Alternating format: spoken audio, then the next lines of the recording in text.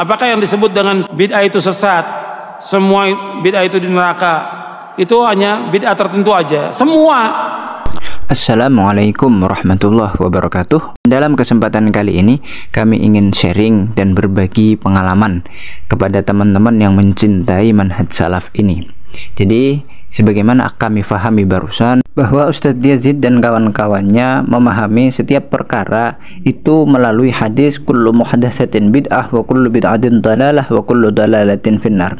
Setiap hal yang baru itu bid'ah dan setiap bid'ah itu sesat dan setiap kesesatan itu ada di dalam neraka. Okelah, dalam kasus ini kami tidak membahas Facebook, Instagram, handphone dan lain sebagainya karena mereka anggap hal ini adalah sarana dan hal ini juga tidak ada di zaman Nabi, sebab di zaman Nabi tidak ada teknologi. Jadi mereka anggap Facebook, YouTube, mikrofon dan lain sebagainya bukanlah bid'ah.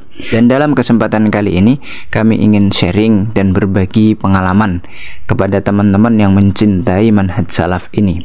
Jadi sebagaimana kami fahami barusan, dari rumusan tersebut kami menemukan hadis yang berbunyi seperti ini. Diriwayatkan dalam kitab Sahih Muslim bahwa an Abi Sa'id Al-Khudri radhiyallahu anhu anna Rasulullah sallallahu alaihi wasallam qala la taktubu anni wa man kadaba anni ghairal qur'ani falyamhuhu wa hadithu anni wala harja wa man kadaba alayya muta'ammidan falyatabawwa maq'adahu minan nar. Hadza hadisun sahih. Singkatnya, dalam hadis ini Rasul sallallahu alaihi wasallam melarang kita untuk menulis hadis. Yang boleh ditulis dari Rasul adalah Al-Quran saja, dan kita boleh menyampaikan hadis namun tidak boleh menulis hadis. Dan barang siapa yang berbohong atas nama Rasul, maka bersiap-siaplah untuk menempati tempat di neraka. Seperti itu. Dalam kasus ini kami tidak menemukan hadis lain ataupun nas Al-Quran yang menjelaskan bahwa kita boleh menulis hadis. Yang kami temukan hanyalah hadis-hadis yang bersifat khusus saja, sebagaimana hadis ketika Fathu Makkah yang berbunyi uktubu li Abi Syahin, tulislah hal itu untuk Abi Syahin.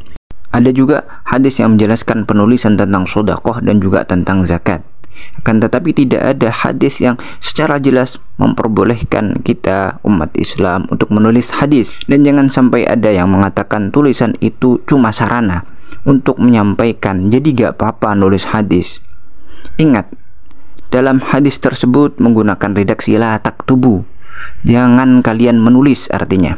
Kita juga tidak boleh mentakwil macam-macam hadis ini, karena apa yang disampaikan Rasul itu sudah sempurna. Dan jika memang tidak ada dalil sahih yang memperbolehkan kita menulis hadis, maka bisa kita pastikan melalui analogi kawan-kawan pecinta salaf yang diajarkan oleh ustadz-ustadz salaf bahwa Imam Bukhari, Imam Muslim, Abu Dawud, Nasa'i dan Tirmidzi dan Ahmad adalah ahli bid'ah dalalah, ya, sebab melakukan pembaharuan yang dilarang oleh Rasul, sebagaimana hadis kullu muhdatsatin bid'ah wa kullu bid'atin dalalah wa kullu dalalatin finnar. Jadi mereka telah memperbaharui agama ini dengan menulis hadis. Dan bagaimana mungkin kebenaran bisa muncul dari orang-orang yang ahli bid'ah seperti mereka? Dan bisa-bisanya mereka menilai omongan orang lain dengan kata sahih, hasan dan dhaif, padahal Allah dan Rasul tidak pernah mengajarkan hal seperti itu. Dari analogi berpikir seperti ini kita bisa fahami bahwa menulis maulid dan tahlil itu bid'ah. Yang menulis hadis lebih bid'ah lagi karena dilarang, dan yang baca maulid dan tahlil bid'ah. Yang baca hadis sahih lebih bid'ah lagi. Jadi kesimpulan yang kami fahami bahwa analogi berpikir seperti ini adalah upaya pendangkalan dan pembodohan umat. Dan kita harus sadari bahwa analogi seperti ini bukanlah analogi yang bisa kita gunakan setiap saat. Sebab jika kita menggunakan analogi ini setiap saat, maka mau tidak mau kita akan merusak tatanan kehidupan beragama kita. Oleh karena itu kita temukan bahwa Syekh Izzuddin bin Abdussalam membagi bid'ah itu menjadi 5 mengikuti hukum-hukum syariat yang ada. Ada yang wajib sebagaimana belajar nahwu dan ilmu-ilmu tentang Al-Quran yang membantu kita memahami syariat. Ada juga yang sunnah sebagaimana membangun pondok dan tempat-tempat belajar.